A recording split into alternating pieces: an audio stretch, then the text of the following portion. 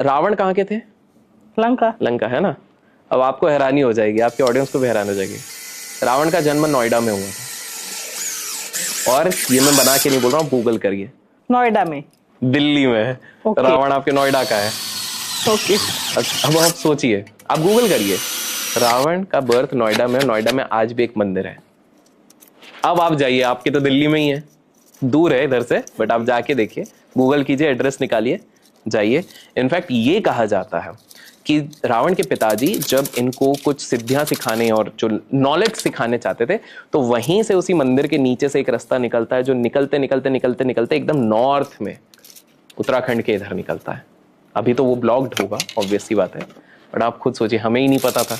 हमने पूरी रामायण पढ़ ली, सब पढ़ लिया, हमको ये नहीं पता था। अब आप खुद इसके बाद, और जो लोग देख रहे हैं, अगर आपको दिखा तो लाइक कर दीजिएगा। आप गूगल कीजिए रावण, उस और नोएडा का सेक्टर 1 था। तब सेक्टर नहीं बोलते थे, तब जगह का नाम कुछ और था, बट ये था। तो एक तो ये मंदिर हो गया, ठीक है। मतलब आपने बोला ना जिसके बारे में पता ही नहीं हो, बिल्कुल बिल्कुल। इस तरह से वैसे तो है काफी मंदिर। जैसे फॉर एग्जाम्पल आप अगर इधर जाते हैं, महाराष्ट्र का एक गांव है, वहां पर अगर आप जाते हैं तो वहां पर, सॉरी मध्य प्रदेश का है, मध्य प्रदेश का एक गांव है। मैंने पहले भी बोला था, पहले लोग नहीं मानते थे, फिर एक व्यक्ति ने मुझ पे ही वीडियो बनाया मेरे को नीचे करते हुए, और उसी ने फिर वापस वीडियो बना दिया कि हाँ इस तरह का मंदिर है, इस तरह के लोग हैं। तो एक गांव है हमारे देश में जहां पर कि आप टोयोटा की गाड़ी ले जाएंगे तो चलेगा, हुंडई की गाड़ी ले जाएंगे तो चलेगा, लेकिन मारुति की गाड़ी अगर आप ले गए तो तोड़ फोड़ देते हैं। क्यों पता है? हनुमान जी का मंदिर है। नहीं, वहां पर रावण की पूजा होती है और हनुमान जी ने लंका जलाई थी, तो क्रोध में आप मारुति की गाड़ी नहीं ले सकते वहां पे। आप सोचिए, ऐसी भी जगह है यहाँ पे। ये एमपी में है, एमपी के बॉर्डर के आसपास है, एमपी महाराष्ट्र के इधर। लोग कमेंट्स में नाम बताएंगे कौन सी जगह। सोचिए, ये जगह भी है। ये तो मैंने वैसे बहुत पहले, एक बार 3-4 साल पहले एक बार कैजुअली किसी को बताया था, तब नहीं माने थे। फिर किसी व्यक्ति ने मुझ पर ही वीडियो बनाई, फिर उसके बाद खुद नहीं उसने बना दी, हाँ भाई ये जगह है। तो आप सोचिए। और बताइए, बड़ा इंटरेस्टिंग बता रहे हैं आप। जैसे करनी माता मंदिर, बहुत लोगों को शायद पता हो, नहीं भी पता हो, तो राजस्थान में यहाँ पर आपको 1000 से ज्यादा चूहे मिलेंगे। पूरे टेंपल के अंदर चूहे घूम रहे हैं। अच्छा, यहां पर एक चीज है, अगर आपको वहां पे सारे काले चूहे हैं, आज तक साइंटिस्ट भी नहीं पता कर पाए। ऐसे तो बोलते हैं घर पे चूहे होंगे तो बीमारी हो जाएगी, ये हो जाएगी। लोग प्रसाद उनके साथ खाते हैं, उनका झूठा भी खाते हैं, कुछ नहीं हुआ है आज तक। और आप अगर उधर गए और गलती से आपको वहां पे सफेद चूहा दिख गया, इसका मतलब आप लकी हैं, आपका बहुत कुछ बढ़िया होने वाला है। तो आप ट्राई कीजिएगा जाके उधर। और गलती से अगर आपका पैर किसी चूहे पे पड़ गया और उसकी मृत्यु हो गई तो वहां की विधि है, वहां पर आपको एक सोने का चूहा बना के दान करना पड़ता है, तो वो न्यूट्रल हो जाता है। बट सोच के हाँ, वो सोच के, तो वैसे नहीं होता है, बट इन जनरल मतलब उसका भी है। फिर डर नहीं लगता चूहे इतने सारे देख के? आप जाएंगे, आप देखेंगे सारे, हाँ स्टार्टिंग में लगेगा, लेकिन सारे लोग जिस हिसाब से रहते हैं आपको नहीं, मतलब लड़कियों को लगता है। मुझे तो ऑब्वियसली अभी से हो रहा है कि नहीं, बट ये देखिए माता की इस तरह से वो उसके पीछे भी एक कहानी है, वो मैं अगले पार्ट में बताऊंगा क्या इसके लिए क्यों ऐसा होता है। तो ये एक हो गया।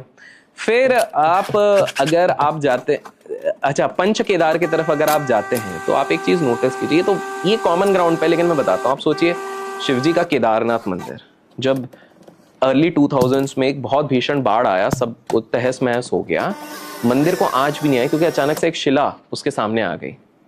और लोग हैरान हैं कि मंदिर को कुछ भी नहीं हुआ, आसपास सब कुछ उजड़ गया, वो नहीं हुआ। उसको भीमशिला कहते हैं।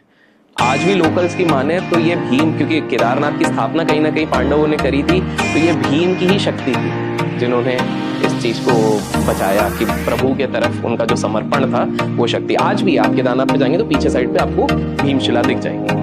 तो आप अगर इस तरह से देखेंगे, आप एलोरा की तरफ चले जाइए, ऊपर से नीचे कटेंगे, समझ में ही नहीं आता कैसा है। अमेरिकन्स ने बोल दिया एलियंस हैं, सबने अपना अपना अलग अलग थ्योरी लगा। एलियंस होते हैं सच में? एलियंस होते हैं, बिल्कुल होते हैं।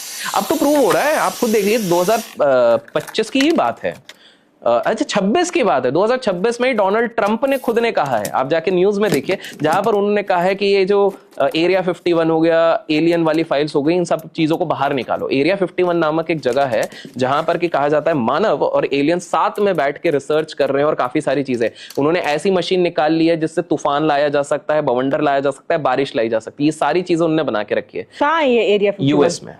यूएस में नेवाडा करके एक जगह है, नेवाडा के रेगिस्तान है, वहां पर है। और वहां पे शूट आउट साइट का ऑर्डर है। अगर आप एक रेडियस के अंदर आ जाते हैं तो शूट ऑन साइट का ऑर्डर है, क्योंकि उनको ये सारी चीजें सीक्रेट रखनी है।